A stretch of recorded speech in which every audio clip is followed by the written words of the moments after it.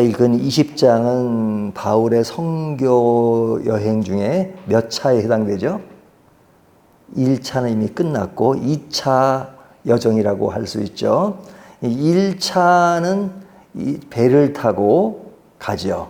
예? 배를 타고 가는 것이 1차 때의 모습이라면 2차 때는 바나바와 바울이 다투고 이 바나바는 배를 타고 가지만 바울은 이제 육로를 통해서 걸어가는 겁니다. 그래서 이제 위쪽에 있는 그 안디옥, 시리아 안디옥이죠. 안디옥을 통해서 계속 걸어갑니다. 그래서 그 2차 여행 때는 그 아시아 지역, 소아시아 지역으로 계속 걸어갑니다. 그래서 이제 지도를 보게 되면 이제 이스라엘이 이제 오른쪽에 있고요. 그 다음에 이제 왼쪽 북쪽으로 보면 이제 소아시아 지역이죠. 지금으로 말하면 터키입니다. 그 터키로 쭉 가서 이제 왼쪽으로 하면 바로 옆에 있는 것이 뭡니까? 그리스죠. 그리스가 나오고 그 다음에 이제 그리스어는 이제 밑에 지역에는 이제 고린도 그리고 이제 그 아가야라는 곳이 나오죠. 그리고 더 이제 왼쪽으로 가면 바울이 그렇게 가고 싶어 했던 유럽이 나옵니다. 이제 로마가 나오게 되죠. 그래서 여기에 이제 소아시아 지역 그에 이제 밑에 보면 바다가 이제 지중해잖아요. 지중해 중에 이제 그 지역을 싸고 있는 그 바다가 에게해입니다. 에게해. 그래서 요 지리적인 것을 우리가 잘 이렇게 염두에 둘 필요가 있는데 사도 바울이 이제 위쪽에 소아시아 지역을 이렇게 쭉 갑니다. 물론 이제 이쪽 그리스 지역으로 가게 되면 이제 배를 타고 가는 그런 부분들이 있죠. 근데 이제 오늘 본문에 보면 어디 이야기서부터 출발하냐면 1절 소요가 그침에 바울은 제자들을 불러 고난 후에 작별을 하고 떠나 마게도냐로 가니라. 지금 여기 소요가 일어났던 것은 에베소입니다. 에베소. 그러니까 소아시아 지역의 에베소 그 항로가 있는 것이죠. 에베소에서 지금 어디로 가냐면 마게도냐로 가는 겁니다. 그래서 에베소에서 작별을 하고 마게도냐로 갑니다. 그리고 2절 보면 그 지방으로 다녀가며 여러 말로 제자들에게 권하여 헬라에 이르러. 이 헬라의 것은 아까 말씀드린 것처럼 이제 그리스 지역으로 가는데 이 헬라라고 하는 것은 좀 더 넓은 범위를 이야기하는 거죠. 그래서 그 중에 이제 그 아가야라고 하는 그곳에 이르렀다는 것이죠. 거기서 석 달 동안 있다가 배 타고 수리아로 가고자 할 그때, 수리아는 전 바울이 있는 원래 베이스 캠프는 안디옥이죠. 그곳에 가고자 했다는 겁니다. 간 것이 아니라 가고자 했지만 가지를 않습니다. 왜냐하면 그리 가려면 이제 배를 타고 가야 되죠. 배를 타고 가야 되는데 배를 타고 가면 그 항로에서 가야 되는데 바울을 죽이고자 하는 사람들이 많으니까 그곳에서 그들과 만나게 되면 위험하니까 이제 배를 타고 가지 않고 이제 육로를 통해서 가는 것을 정합니다. 그래서 3절 보면 거기서 석 달 동안 있다가 배 타고 수리아로 가고자 할 그때 유대인들이 자기를 헤아리고 공모함으로 마게도냐를 거쳐 돌아가기로 작정하니. 그래서 다시 이제 온 길을 반대로 가는 겁니다. 그러니까 이 에베소에서 마게도냐로 해서 그 다음에 헬라로 가는 그것을 반대로 이제 거꾸로 가는 거죠. 마게도냐에서 이제 에베소로 오는 그런 과정을 택합니다. 그러할 때 이제 함께 동역하던 그 사람들의 이름이 4절에 나옵니다. 그래서 여러 지역의 사람들이 쭉 언급이 되고 그리고 5절 보면 그들은 먼저 가서 두루아에서 우리를 기다리더라. 이 두루아는 이제 다시 이제 터키로 넘어오는 겁니다. 소아시아 지역 에베소가 있는데 에베소의 그 어떤 해변을 따라서 쭉 올라가면 두로아가 있습니다. 두로아. 그러니까 두로아에 이제 이 앞에 언급된 사람들이 먼저 가 있고 그리고 이제 바울이 나중에 간다 하는 것이죠.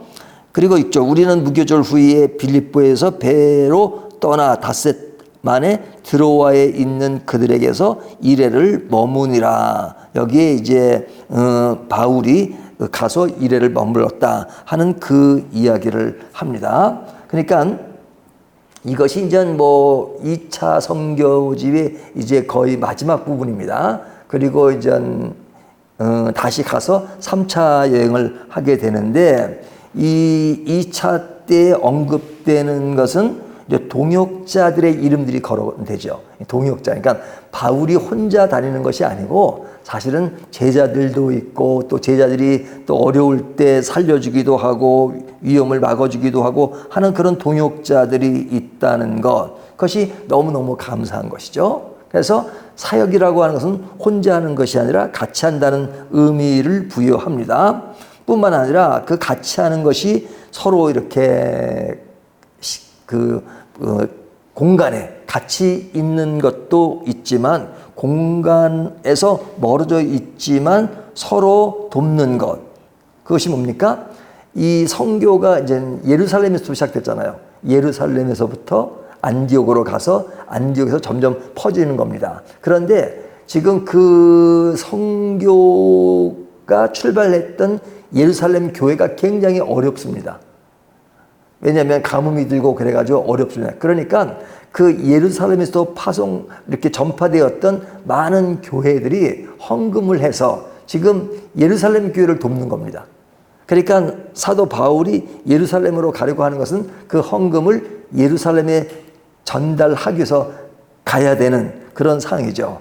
요즘은 갈 필요도 없죠. 온라인으로 보내면 되는데, 옛날에는 직접 돈을 들고 다니고 돈도 가벼웠습니까? 그걸 가지고 전달하는 그 시대를 보면 참 오늘날과는 참 많이 다르다 하는 생각을 하게 되죠. 하지만 그들이 얼마나 서로를 위하고 하는 마음들, 그래서 뭐 서로를 위하는 마음들이 옛날에는 진짜 이렇게 몸으로 부딪히면서 했던 것들이 참 오늘날 생각하면 새롭습니다.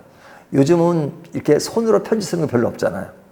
하지만 누가 손으로 편지 써 보내면 되게 더 정감이 있고, 그리고 더 이렇게 그런 관계가 더 깊이 느껴지는 것이 있잖아요.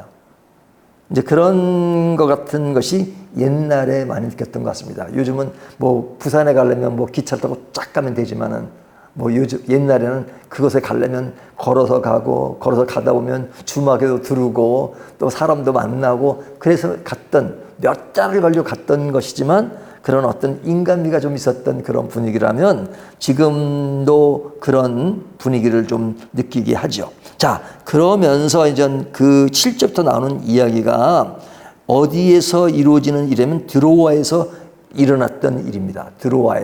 드로아에서 바울이 있으면서 이제 그 다음 날이면 떠나게 되는데 이제 말씀을 전한 겁니다. 말씀을 전할 때 어떤 일이 벌어졌느냐, 여기 보면 8절, 우리가 모인 윗다락에 등불을 많이 켰는데, 그러니까 등불을 많이 켰습니다.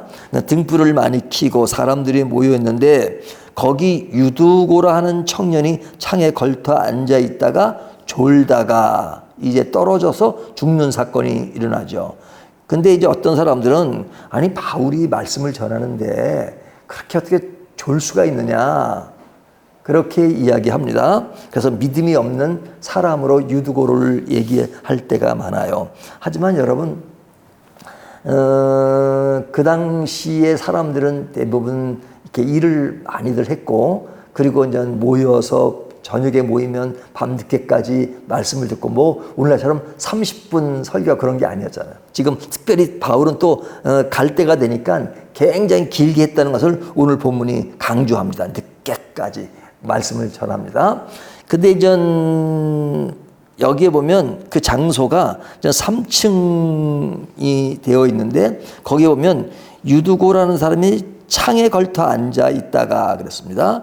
근데 이제 굉장히 졸음이 많이 왔던 거죠. 뭐 설교가 길기도 했지만, 거기 보면 그 앞절에 8절, 우리가 모인 윗다락에 등불을 많이 켰는데, 지금처럼 전기가 들어오는 것이 아니라 등불을 켰으니까 그 공기가 좀 뭐 안 좋았을 거 아닙니까? 그러니까 막 그 등불도 켜놨죠. 그 다음에 뭐 사람도 있죠. 그리고 설교는 계속되고 있죠. 그래서 졸음이 올 수 있죠. 그래서 졸음을 이기지 못하여 3층에서 떨어지거늘 그러죠.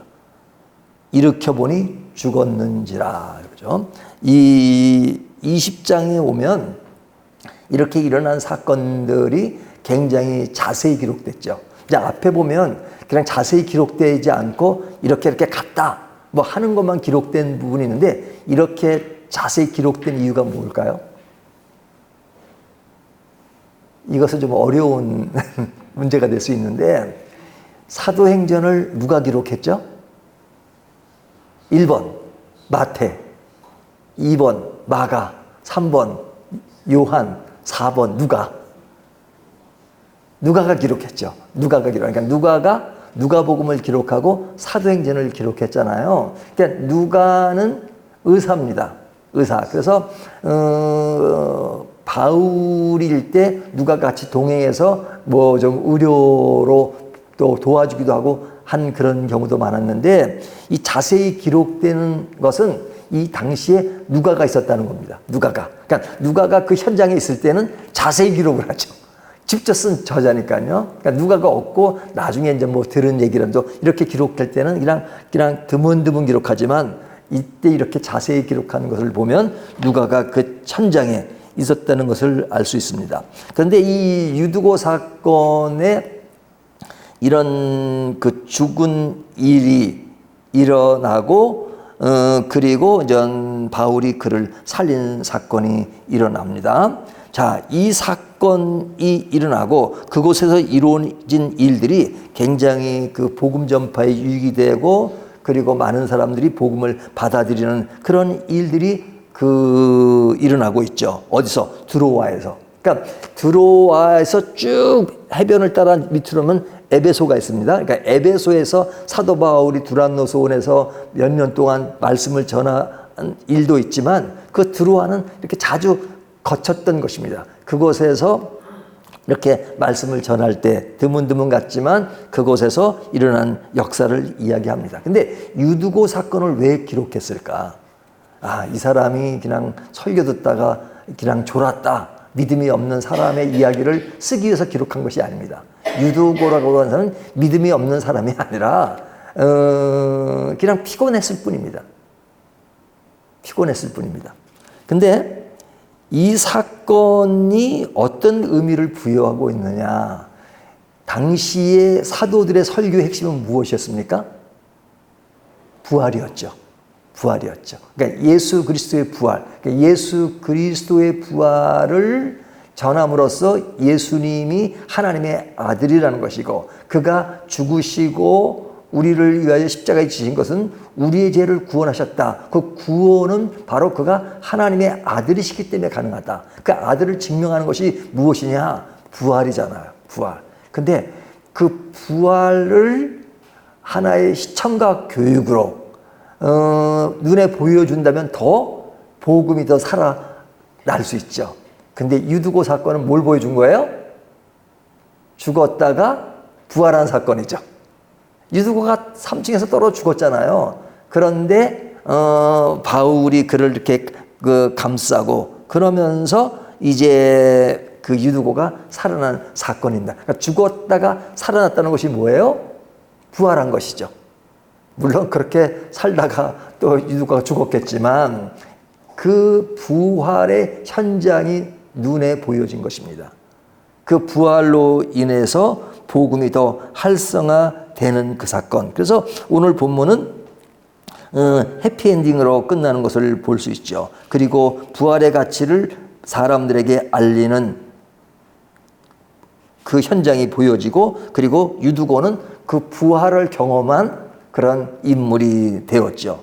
그러니까 복음 전파라고 하는 것은 이렇게 그 여러 사람들과 협력하는 가운데서 이런 일들이 이루어지는 일 가운데 복음은 더 아름답게 드러날 수 있다는 것을 보여주고 있습니다. 그러니까 유두고라는 사람은 결코 믿음이 없는 사람이 아니라 부활을 경험하고 그로 인해서 또 많은 사람들에게 도전도 주고 자신에게 있어서도 믿음을 더욱더 확고히 할 수 있는 그런 모습을 만들어 준 것이죠. 그러니까 오늘 본문에 나오는 그 바울과 동역했던 여러 사람들의 이야기, 먼저 드로아에 가서 있어서 기다리면서 또 이런 그 말씀의 현장에서 이루어진 일들이 아름다움을 묘사하고 있습니다. 바울의 아름다운 사역에는 바로 어려움도 있고 힘든 거 있고 유대인들이 그를 죽이려고 하기 때문에 그런 배를 타고 가지 않고 육로를 가야 했던 그런 많은 일들이 있지만 그런 가운데서도 돕는 사람들로 인해서 이런 복음이 더 전파되고 알려질 수 있다는 것을 오늘날 우리들에게 생각해 보면 우리들도 지금까지 살아오면서 모든 길이 혼자 살아온 길이 아니라 얼마나 많은 믿음의 형제들이 있고 믿음의 사람들이 있었기 때문에 여기까지 올 수 있었나 하는 것을 다시 한번 생각하게 하죠. 그런 사람들을 다시 한번 오늘 또 기억하면서 또 감사하고 기뻐하면서 오늘 하루를 보내는 저와 여러분이 되시기를 주님의 이름으로 축원합니다.